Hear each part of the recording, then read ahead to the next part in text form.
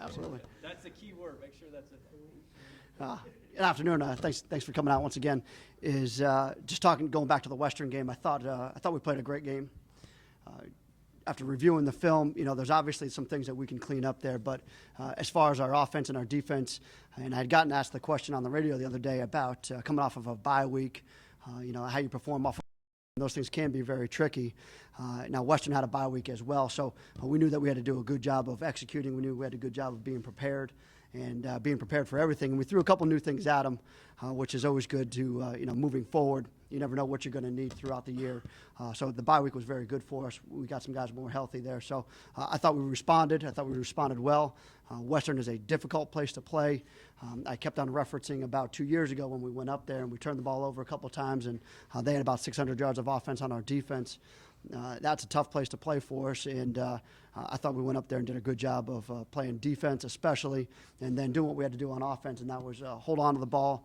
We had 42 minutes of possession time, 600 yards on defense. They didn't have, I don't know if they had a first down or a third down conversion or not, but they did a great job of being able to create turnovers and get us the ball in great field position on the offensive side.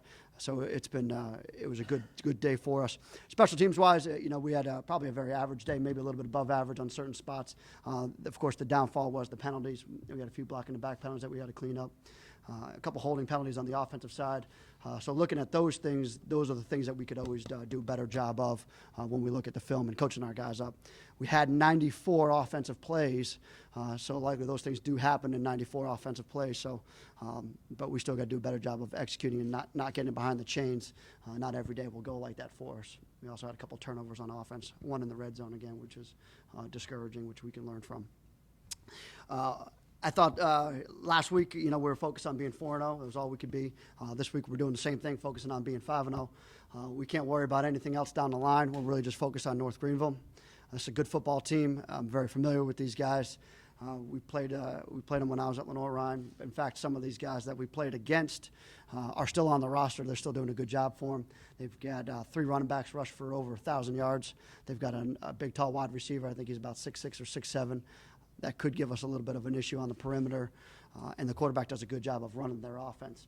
Defensively, Coach Farrington's a defensive guy. He was the defensive coordinator at VMI. He's got his defensive coordinator that was with him as his defensive coordinator at VMI as well. So they've seen the triple. They've played Navy. They've played the Citadel at VMI, and, of course, they've played Lenoir-Rhyne last year. So we've got a good idea of their ability to stop the option. We've got to do a good job of being able to counter that with our practices this week.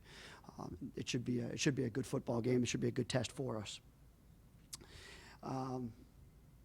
We've got a lot going on this week, as we know. We've got our seniors that are about to get their rings, which we're very excited for. We've got some other things that are going on, but our main focus right now, and my main focus right now, is just getting the team ready, getting the team prepared no matter what happens. We play that football game. We've got to be ready at any moment's notice. Questions?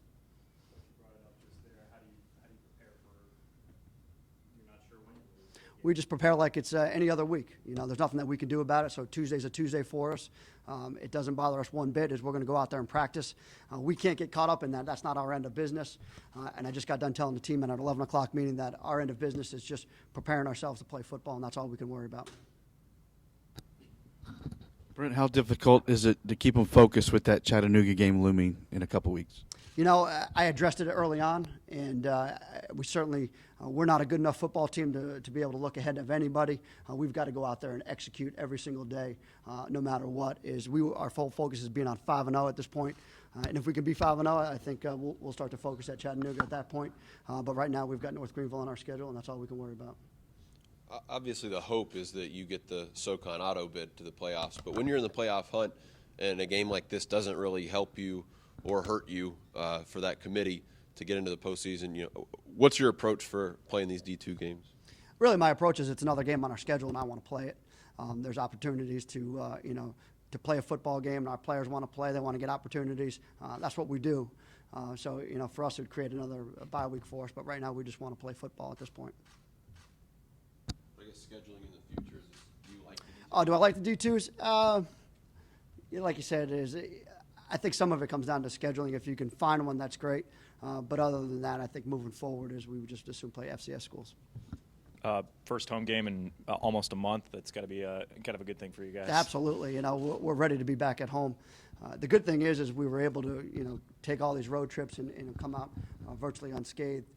And now we've got this nice home stand for us, which certainly will help us. It helps us morale-wise, that's for sure. And it takes a little bit of a toll on you physically when you're traveling all that time. So I think it's a welcome relief to be at home for sure.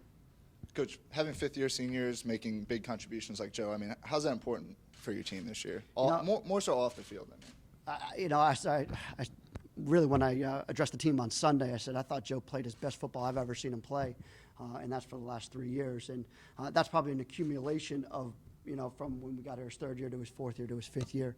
So that's huge. We've got another guy on the offensive line that you may not notice as much, but it's hard to throw a lot of things at those guys that they haven't seen. So when they're performing like that, and really it just goes to the attrition of the football program, is if we can keep guys and develop them into fourth and fifth year players, it's only going to add to our success for sure. I think senior leadership, both fourth and fifth year guys, are really going to help us out. So we appreciate having those guys, and we appreciate those guys coming back, and a guy like Joe and Weaver who have done it in the classroom, and they've done a great job to put themselves in this position. Brent, Reggie Williams had a big game. Can you talk about sort of his journey to a starting role? Didn't he start out at another position? Yeah, we pulled Reggie off of we were getting low our first year 3 years ago at ABAC, and he was giving us fits on the scout team. He was playing defensive back, and he was coming up, and he was doing a great job of supporting the run. So we thought we could use him on offense, and that year we brought him over, and it took us about 4 or 5 weeks to develop him, and I think the VMI game from that year was his first game that he actually got some reps in. Maybe it was the Sanford game he had a rep in there at 1 or 2. But so near the end of the year, we started playing him more and more, and he got himself into great shape. I think this is the best shape that he's been in. He's a tremendous blocker. He gets vertical downfield. I pulled him aside on Sunday. I said, you know what? I really love the way that you just play football. Doesn't say much. He gets the ball. He gets downhill, and he blocks. So he plays a team game, and it's really what this offense is all about as far as Reggie's concerned. I love having him.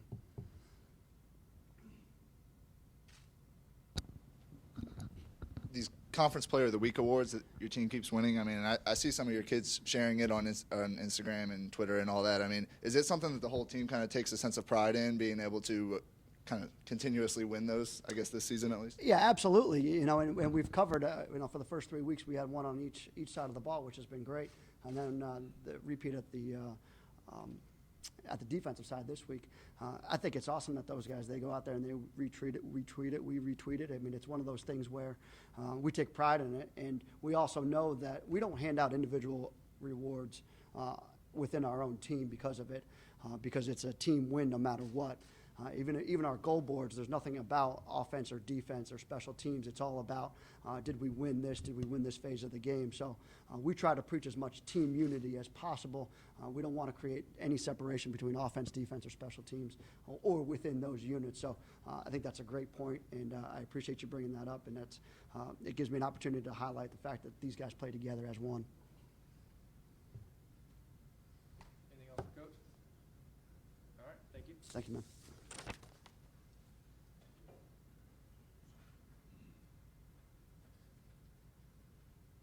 All right, we'll keep it going with Joe Crochet. We'll go right into questions for Joe. Remember the microphone. You've kind of seen this whole thing grow into what it is this season and the success you guys are having over the past 5 years. You've watched it. I mean, from a player's perspective, what's it been like for you to kind of be on that journey with this program? Oh, it's been great. There's been some highs, there's been some lows. If you had told me that when you came in you're going to be winning a conference championship, I mean that's something that you dream of. And the fact that we're continuing right now top in the conference for a second one is just a dream come true. Joe, can you talk about the ring ceremony and your memories of that day and what makes it special? Well, the Citadel's history, the ring is, a very important aspect and tradition part of the aspect of the school. So unfortunately, I did not partake in that event because I graduated in 3 years. So I received my ring without a ceremony in the spring of 2015. But it's a great weekend. It means a lot to the families and to the players that have been through the Citadel and the rigors that it has. So. Hey, these Conference Player of the Week awards, is that something that the whole team takes pride in? And what was it like, I mean for you to hear from your teammates and see them get excited about you winning an award like that? Definitely. Conference Player of the Week, that's a huge deal. It's a great honor. And to receive that award, I'm very humble. And, I couldn't have received that award if our defense didn't play lights out. I mean, hats off to them. I mean, we had Ken Allen with 2.5 sacks, Travis Johnson with 2 sacks, Noah Dawkins with a sack, Malik Diggs with a sack and interception, and just players playing lights out. I mean, when everybody plays, 10 players are playing to the ball and doing their position, it's a fun day. So there's a hurricane coming, the ring ceremony, Chattanooga next week. How do you keep the guys focused on what's at hand this week? We're just treating it like another game. Fortunately, our players understand the importance of practice and when we meet with film to turn that switch and not pay attention to the distractions. Right now we're preparing like we're going to play Thursday, and we'll just see what goes on later this week. Anything else for Joe? All right, thank you. Thank you.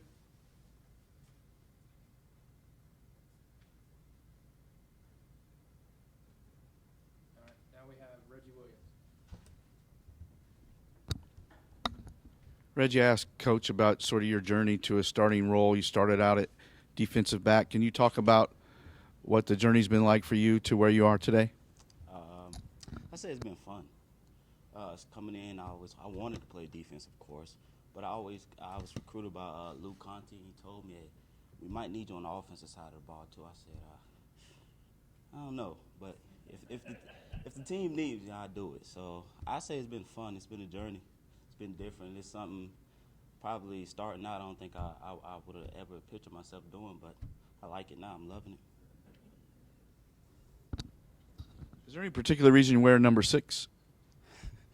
My goal this year was to get faster, so I felt like 6 was just, I don't know, I just felt like it was a reflection of something new. I wore 5 in high school, so 6 was pretty close too, so I just felt like it was a new start for me.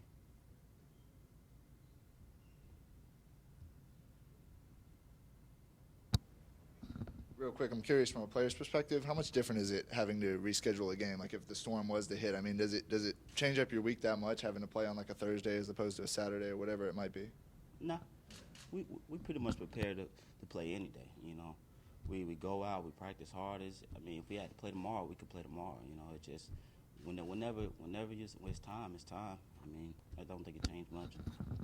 Reggie, Dom said after the game Saturday that in this offense, somebody's going to have a day, but you never know who it's going to be. Does that make it a little more fun too? I say it makes it a little bit more interesting. Because it's true. You really never know who's going to have the day. Whenever somebody does have a day, I feel like it's a reflection of the whole offense as a whole more than the person.